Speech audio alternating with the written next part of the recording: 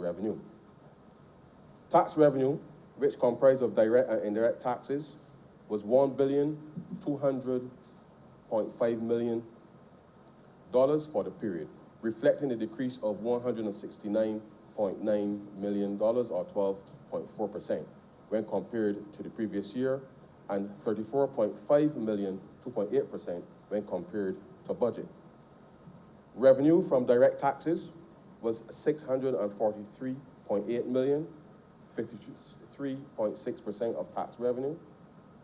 Although less than the budgeted amount of $663.1 million, direct tax revenue was $60.8 million more than the previous year amount of $583 million, due to improved performance of corporation taxes on a net basis.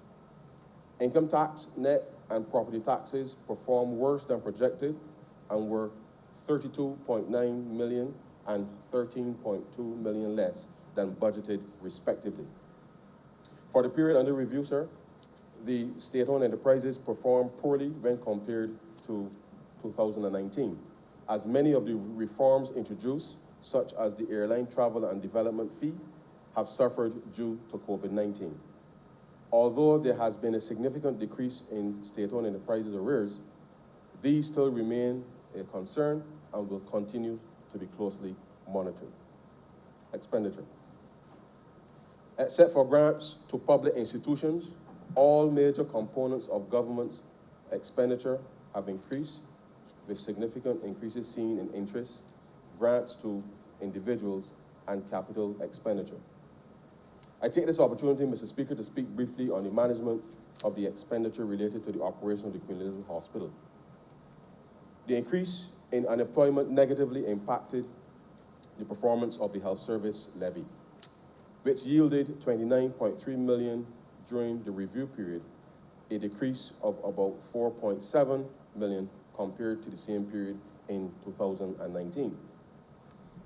In addition, the Queen Elizabeth Hospital undertook the responsibility for management of the isolation and quarantine facilities to isolate existing health facilities from exposure to COVID-19.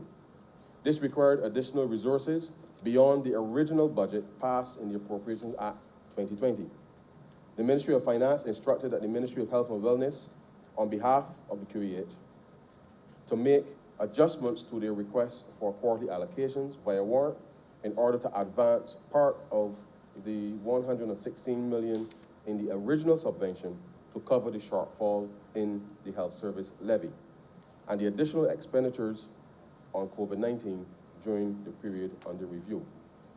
In order to properly account for these COVID-19 expenditures, a separate COVID-19 sub-program was subsequently created under the Queen Elizabeth Hospital. Debt stock and debt service. Public debt outstanding at September 30th, 2020 stood at approximately $12,481.3 million,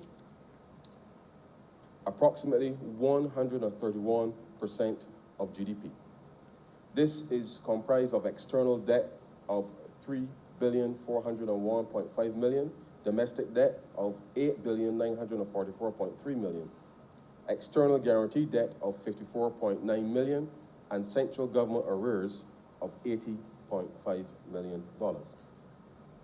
At September 30th, the outstanding debt was under the IMF ceiling on public debt of $13,308 million by approximately $826.7 million.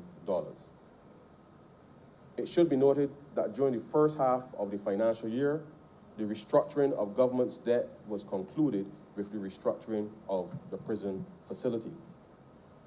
Government also received additional budget support of approximately $181 million from the International Monetary Fund as part of its support under the Extended Fund Facility Program. On the domestic side, the issuance of Barbados Optional Savings Scheme bonds commenced in July 2020 to ostensibly provide workers with a mechanism for savings, whilst affording the government of Barbados funds for capital works projects.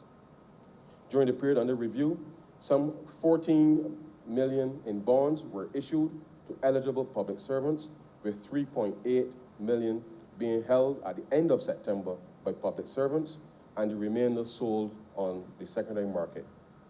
2.9 million were bought by pensioners, 2.5 million by pension schemes, 2.4 million by individuals, and the remainder by a number of other institutional investors.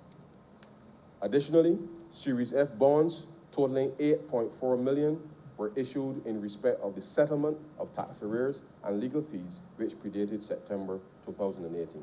Approximately 502.3 thousand in bonds were liquidated for bondholders facing predominantly serious health challenges.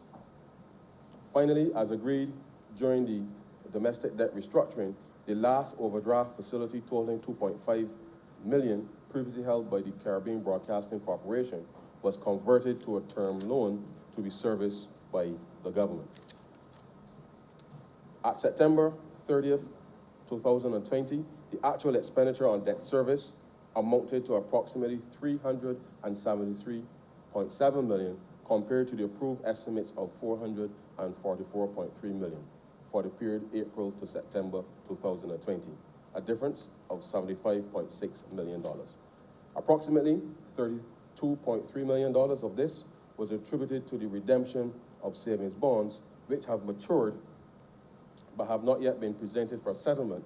Approximately 14.6 million due in respect of the external sinking fund contributions. Slower projected disbursements and lower interest rates during the period compared to the original projections accounted mainly for the remainder. A review of the other financing matters indicates that government's total arrears of $81 million were substantially less than in 2019, when there were $180 million. These arrears at September 30th, 2020 were also substantially below the performance criteria target of $145 million. Based on the performance at September 30th, 2020, where revenue earned was $1,252 million and expenditure was $1,267.7 million, and projections for a revenue of $1,220.8 million and expenditures of $1,531.4 million for the remainder of the financial year. Government is aiming to achieve a primary balance of minus $42.1 million, or 0.5% of GDP at March 31st, 2021. I am obliged to you, sir.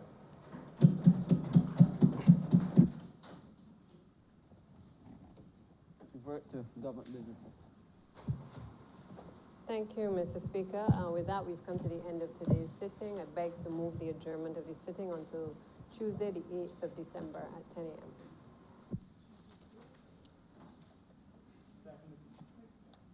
The question is that this chamber be adjourned until the 8th day of December at 10 a.m. in the forenoon.